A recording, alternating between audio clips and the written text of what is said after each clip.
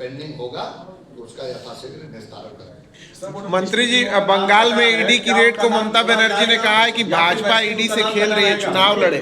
बंगाल में ईडी की रेड को लेकर ममता बनर्जी ने कहा कि भाजपा मुद्दों पर चुनाव लड़े, नहीं तो यहाँ एक भी सीट नहीं मिलेगी। इस पर क्या कहेंगे? देखिए, भारतीय जनता पार्टी देश में जो काम किया है, जो भारत को विकसित राष्ट्र बनाने और भारत को आत्मनिर्भर बनाने, दुनिया में भारत का परचम फहराने का काम माननीय प्रधानमंत्री जी के नेतृत्व में हुआ है। हर क्षेत्र में, सुरक्षा के क्षेत्र में, उसके कारण से पूरे देश की जनता भारतीय जनता पार्टी की हर प्रदेश में सरकार बनाने के लिए लालाई।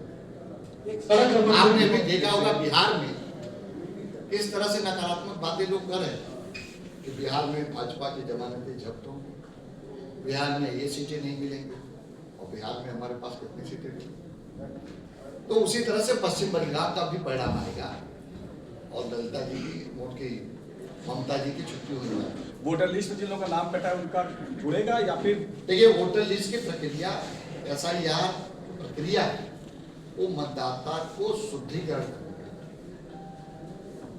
कल सीएम साहब ने बैठक किया था, मंत्री और नेताओं को उससे अपील किया है वोटर लिस्ट में नाम जुड़वाए। पूरी बात सुनिए, शुद्धिकरण के लिए जो ये प्रक्रिया आज से नहीं चली, ये हमारी सरकार ने कोई नहीं, कांग्रेस के जमाने में भी चली, हर स्टेट में हुई है प्रक्रिया। उस प्रक्रिया को 20 साल, कई साल बाद यहाँ उत्तर प्रदेश में और प्रदेशों में किया जा रहा है।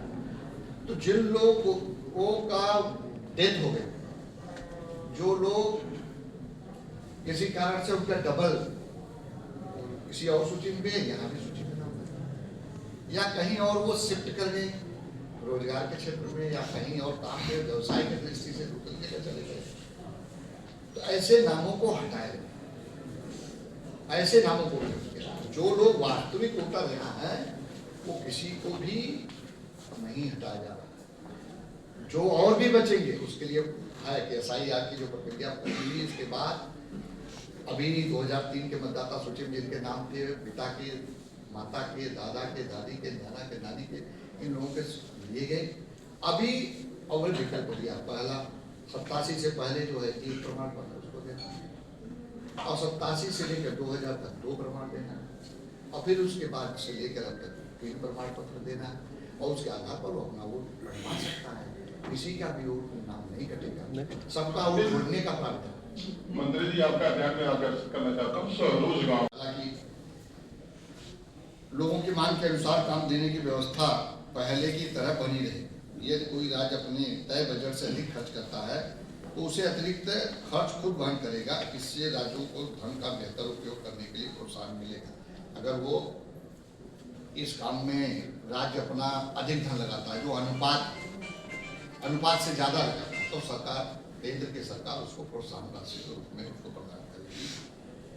ये और इसके लिए जो शासन की पारदर्शिता और जवाबदेही जो तंत्र तय किया गया है, इसके लिए बहुस्तरीय निगरानी है, अनिवार्य और सार्थक सोशल ऑडिट का भी इसमें प्रावधान है किया गया है।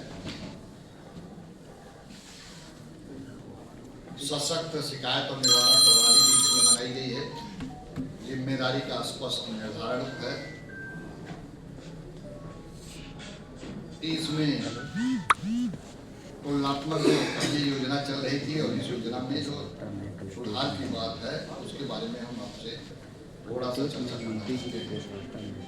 जो पहले ये योजना चल रही थी, केवल रोजगार प्रदान करने पर फोकस था ये योजना, मनरेगा चला।